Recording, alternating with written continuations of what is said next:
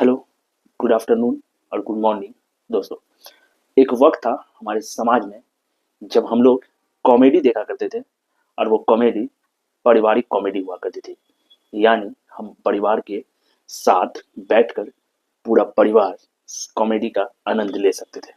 लेकिन आज जो हमारे समाज में और हमारे टीवी चैनलों में और हमारे यूट्यूब पर कह सकते हैं कि जिस तरह का कंटेंट कॉमेडी के नाम से परोसा जा रहा है, वो कंटेंट बिल्कुल वल्गर और लोगों को इस तरीके से पेश किया जाता है कि लोग आजकल की नौजवान पीढ़ी और आजकल के लोग उन्हें अपना इन्फ्लुएंसर और उन्हें अपना आइडियल बना चुके हैं।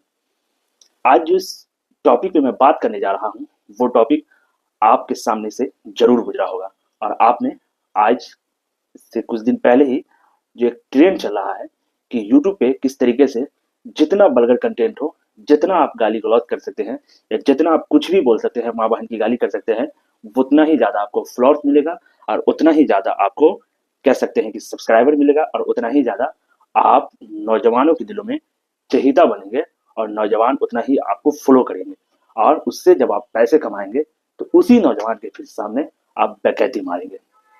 आज हम बात कर रहे हैं इंडिया गोट लैटेंट, जो एक शो है जिसमें बहुत सारा वल्गर कंटेंट भरा हुआ है, कह सकते हैं कि गाली गलौज से कंटेंट भरा हुआ। अब वहां पर जितनी गाली दे सकते हैं, जितनी बेकैती उतार सकते हैं, वो बेकैती उतारिए। आपको उससे ज्यादा व्यू आएगा और उसमें आप जो है आगे जाकर उससे ज्यादा आप इम्प्रूव कर सकते हैं और उसमें जितना आपको जो कुछ बोलना है आप बोल सकते हैं। आज इस मुद्दे की बात हो रही है, वो मुद्दा तब उठा जब एक इन्फ्लुएंसर, कह सकते हैं कि एक यूट्यूबर रणवीर इलाहाबादिया, जिसे हम लोग अच्छे खासे रूप में जानते हैं, मोटिवेशनल स्पीकर के रूप में कह सकते हैं, या फिर से कह सकते हैं कि उनका एक चैनल है रणवीर वीर सेव करके आता है, जिसमें वो जो है अच्छे अच्छे कंटेंट पेश करते थे मोटिवेट रहने के लिए। बॉडी फिटिंग कंटेंट जो होता है, वो बहुत सारा कंटेंट आता था। लेकिन होता क्या है ना दोस्तों, जब एक शख्स एक मुकाम पर पहुंच जाता है ना, तब उनके अंदर का वो जो छिपा हुआ, जो कैसे कह सकते हैं ना, वो छिपा हुआ हिडन जो गंदगी होता है ना, वो तब हमें नजर आता है। इस शो में, इस शो का जो आप मैं बात कर रहा हूँ, इस शो में पिछले दिन रणवीर इलाहाबादिया आए हुए थे और रणवीर इलाहाबादिया ने जो चीज कहा और जो चीज उनसे उन्होंने उस शो में कहा, शायद वो एक अच्छे यूट्यूबर और एक अच्छे इंसान की पहचान नहीं हो सकती है। और वो एक अच्छे शख्स या एक अच्छे लोग से वो बोला हुआ शख्स, जो चीज वो कह रहे थे उस शो में, वो एक अच्छे इंसान का लैंग्वेज नहीं हो सकता है।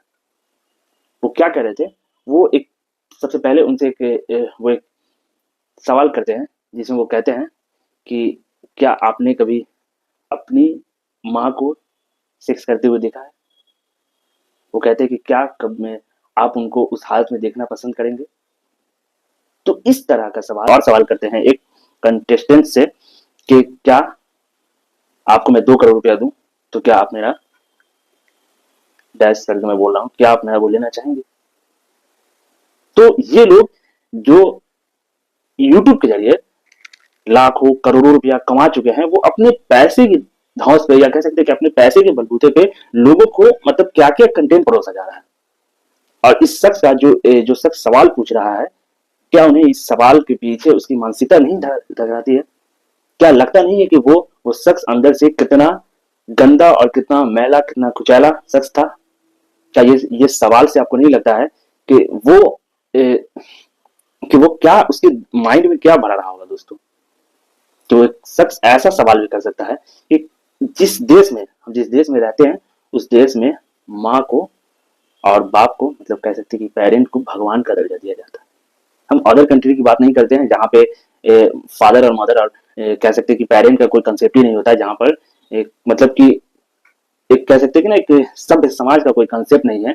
हम उस भारत में रहते हैं जहाँ पर माँ बाप को भगवान का दर्जा दिया जाता है और भगवान के बराबर बैठाला जाता है। कहते हैं कि माँ के कदमों के नीचे जन्नत बताया गया है और बाप जो है उस जन्नत की दरवाजा के कुंजी बचाया जाता है। लेकिन हम उस देश में इस तरह का वल्गर कंटेंट और इस तरीके की बात कि क्या आप अपने माँ को उस आपत्तिजनक सिचुएशन में देखना पसंद करेंगे, या उसके या एक बार उसके साथ आप उस सिचुएशन में रहेंगे? इस तरह का सवाल एक अच्छे एक सभ्य समाज के लोगों को कभी पूछ सकता है?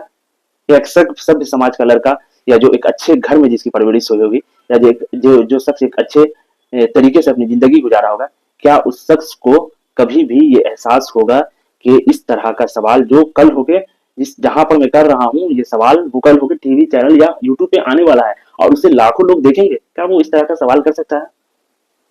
इस तरह का सवाल करने के लिए कई बार आपको सोचना पड़ेगा। एक अच्छे इंसान को, जो समाज के प्रति अपनी जिम्मेदारी को समझता है, जो समाज में, जो युवा समाज में जो लोग मौजूद हैं और जो समाज में आने वाली पीढ़ी को एक अच्छा संदेश देना चाहते हैं, वो लोग इस तरह के कंटेंट को पेश करने के लिए कई बार सोचेंगे। लेकिन रणबीर इलाहाबादिया जैसे लोगों को ये लगने लगा है कि इस तरह का ही कंटेंट चलता है और इस तरह की ही बातें से लोग खुश होते हैं, और जितना इस तरह की बातें करना है करो, तभी लोग खुश होंगे और इसी तरीके से आपको फ्लोर मिलता रहेगा, मतलब फ्लावर कह सकते हैं कि इसी तरीके से आपको मिलियन ऑफ सब्सक्राइबर मिलते रहेंगे और उसी सब्सक्राइबर के दम पे आप लाखों करोड़ों रुपया कमाएंगे।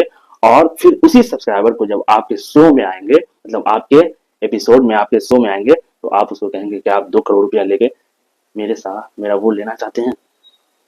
क्या इस तरह का, आप सोचे ना किस तरह का समाज हमारा बनता जा रहा है। हमें तो अफसोस होता है ऐसे लोगों पर और ऐसे शख्स पर कि जो इस समाज में आने वाली नस्लों को, जो आने वाले लोग हैं, जो आने वाली जनरेशन है, इनको क्या देना चाह रहे हैं ऐसे लोग सब। और ऐसे लोगों को कम से कम उनके माता पिता, क्योंकि घर में तो वो जाते ही होंगे ना, और उनके शो जब होते होंगे तो वो घर में अपने माता पिता के साथ रहते ही होंगे। अगर लाखों करोड़ रुपया भी कमा लिया होगा तो कभी ना कभी तो अपने माता पिता तो फेस करते होंगे। तो क्या ऐसे लोगों के माता पिता ये सवाल नहीं करते हैं कि तुम किस तरीके का शो बना रहे हो, तुम किस तरीके की बातें कर रहे हो, और तुम किस तरीके से इस अपने आप को रिप्रेजेंट कर रहे हो?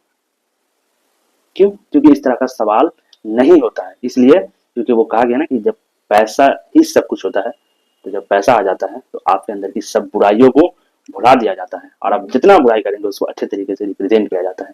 और वही आज यूट्यूब पे रणवीर इलाहाबादिया जैसे लोग पेश कर रहे हैं, जिन्हें प्रधानमंत्री के जरिए भी एक अवार्ड दिया गया था। आपको याद होगा कि पिछले साल से या पिछले साल था, जो रणवीर इलाहाबादिया को और बहुत सारे यूट्यूब इन्फ्लुएंसर थे जिनको अवार्ड मिला था, तो आज भी कुछ फिटनेस का मंत्र प्रधानमंत्री के साथ फोटो खिंचाए थे। उनकी वीडियो मैं भी देखता था, मेडिटेशन करनी जिसमें चाहिए। वो कहते थे कि तो ये लोग कहेंगे योगा कि से मोदी जी की बेनिफिट है बात और बता बहुत रहा सारी है, चीज जो है वो तो फिर कहेंगे तुम अपने बीजेपी चैनल वाले पर हो डालते गए थे हो। आईएम मोदी की। लेकिन उनका असली राज कब खुलता है जब वो इस तरीके के शो में आते हैं मोदी जी और वो इस शायद तरीके की यूथ की बात बातें कर रहे हैं, तो माता पिता के लिए पूरा करते हैं। यूथ ही मेडिटेशन तब कर रहा उनके है। आप अंदर का बस वो वही बात गलीजपन, फिर उनके से कह अंदर रहे की होंगे। वो मानसिकता, कभी उनके अंदर का आप वो मैं पिछड़ापन, उनके अंदर का वो पूरी तरह तो फॉलो कभी किया नहीं है। क्यों सर? जाहिलपना कि क्या शख्स पैसों के लिए, एक शख्स से सिर्फ व्यू पाने के लिए, एक शख्स अपने लाखों करोड़ फ्लोर बढ़ाने के लिए इस तरह के बात भी पूछ सकता है और अपने पैसे के दम पर किसी शख्स को ये बोल सकता है कि आओ मेरे साथी, मेरा ये करो, मैं तुम्हें उसके बदले 2 करोड़ रुपया दूंगा। ये लोग समाज के लिए सही नहीं है दोस्तों।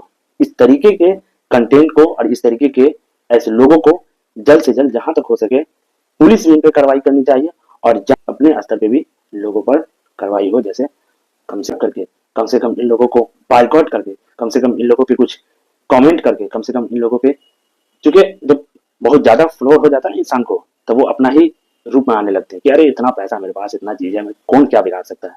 लेकिन उनको याद रहना चाहिए ये फ्लोर और ये, चाहे ये जो आपकी पॉपुलैरिटी है या ये जो आपका पैसा है, ये आपका फेम जो है, वो आपका दिया हुआ नहीं है, बल्कि इस समाज के लोगों का दिया हुआ है। और उस समाज के प्रति आपकी कुछ जिम्मेदारी बनती है, वो जिम्मेदारी आपको पेश करना पड़ेगा। और वैसे माता पिता जो इन रणवीर इलाहाबादिया के माता पिता होंगे, उनको इस बात की भी गौर करनी चाहिए कि आपका बेटा हो सकता है कि लाखों करोड़ रुपया कमा रहा होगा, लेकिन उनको कम से कम ये तो बताएं कि वो क्या कह रहे हैं। रणवीर इलाहाबादिया के साथ साथ इस शो में एक लड़की जिसका नाम अपूर्वा मखीजा कहा जाता है। आज हमारे समाज में हर तरफ से कहते हैं ना कि बराबरी और इक्वलिटी की बात होती है कि मेंस मतलब कि मर्द और औरत दोनों बराबर है। हाँ बिल्कुल बराबर है, उन्हें बराबर का दर्जा मिलना चाहिए और उन्हें हक है बराबर का दर्जा मिलना चाहिए। उस समाज में ऐसे भी लोग रहते हैं, कह सकते हैं अपूर्वा मखीजा जैसे शख्स भी रहती है, जो आने वाली जनरेशन को, जो आने वाली लोगों को, आने वाली लड़कियों को, जो आने वाली जनरेशन जो इन लोगों को इन्फ्लुएंसर मानते हैं, आप सोचे ना कि जो समाज जिसमें एक औरत को कहते हैं कि देवी का रूप माना जाता है, जो भारत जैसे जहाँ एक औरत को देवी का रूप माना जाता है, वहां पर अपूर्वा मखीजा जैसी लड़की भी मौजूद है जिन्हें कोई मतलब नहीं है कि समाज किधर जा रहा है, समाज की लड़कियां किधर जा रही है। क्या वो औरत जो इस शो में जिस तरीके की सवाल करती है, क्या वो अपने घर पे भी इस तरह के सवाल करती होगी? क्या उनका पेरेंट इस तरह के सवाल के लिए अप्रूवल दिए हैं? अगर हाँ, वो चीज इस तरीके के लिए अप्रूवल दी है तो उनके पेरेंट को ये बात सोचनी चाहिए और उनके पेरेंट की भी ये जिम्मेदारी है कि उन्हें इस चीज से रोके और कम से कम हमारे समाज के जो जिम्मेदार शख्स है उनकी जिम्मेदारी है कि ऐसे शख्स, ऐसी महिला को आप रोके और ऐसे लोगों को आप रोके ऐसा बर्गर कंटेंट बनाने के लिए। इस शो में ये अपूर्वा मखीजा एक सवाल करती हैं, क्या इंस्टेंट को वो सवाल करती हैं कि मुझे शादी करना है बट एक शख्स चाहिए जिसका जो 6 फुट 5 इंच का लंबा हो, लेकिन उनके पैंट के अंदर जो चीज है वो भी उनका 6 फुट का हो। ये किस तरह का सवाल है? ये उस भारत की नारी का सवाल है जहां पर हम लड़कियों को, या हम कह सकते हैं कि नारियों को माता का सम्मान देते हैं, या ये उस समाज की लड़की का सवाल है जहां पर हम औरतों को इक्वलिटी की बात करते हैं।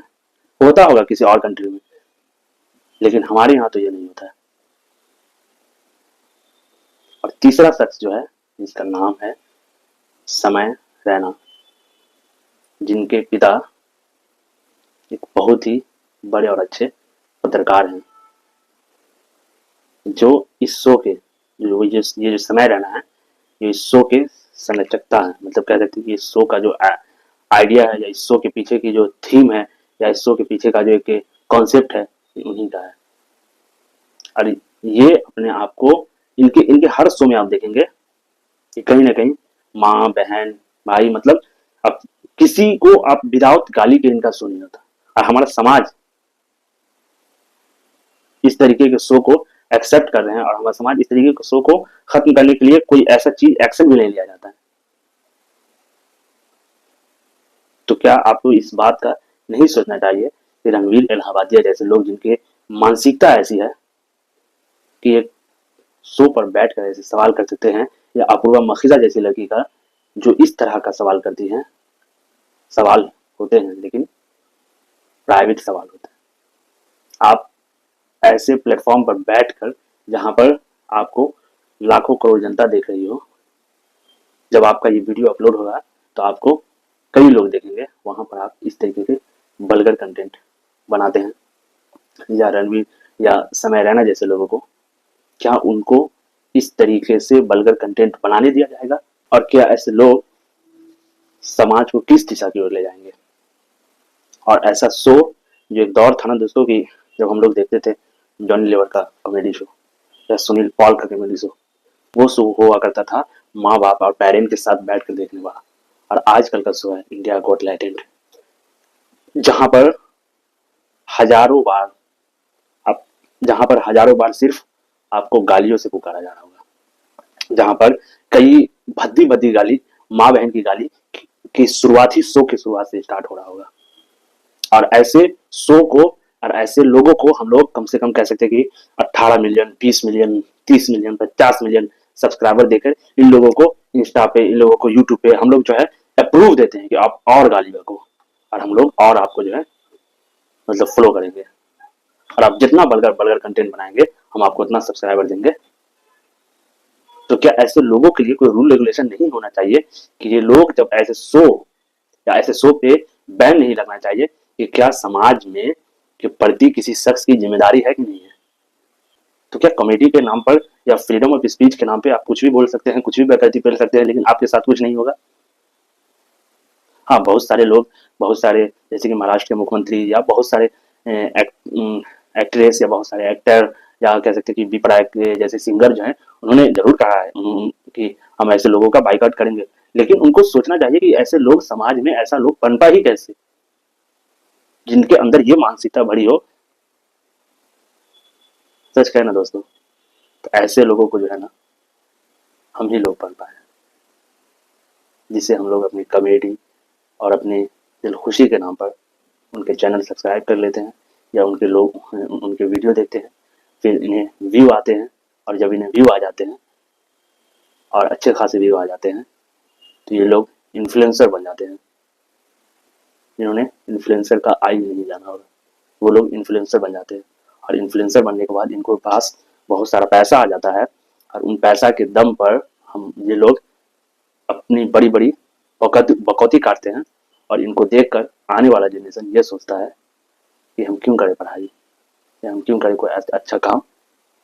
यहाँ पर हमारे लोग तो हैं जो हमारे आंखों के सामने दिख रहा है कि जो गाली देकर कॉमेडी करते हैं, या जो बलगर बात परोस कर कॉमेडी पेश करते हैं, वैसे लोग तो अरबोपति हैं, करोड़पति हैं, और उनकी एक रिस्पेक्ट भी है। उनके बड़े बड़े शो में उनको बुलाया जा रहा है, बड़े बड़े लोग उनके साथ पॉडकास्ट कर रहे हैं, बड़े बड़े लोग वो उनसे सवाल कर रहे हैं, और वो पहुंचे कैसे उस लेवल पे, तो यही बकौती करके ही पहुंचे। तो हमें देखना चाहिए कि समाज के प्रति हमारी कोई जिम्मेदारी है, उस जिम्मेदारी को हमें जरूर पूरा करना चाहिए।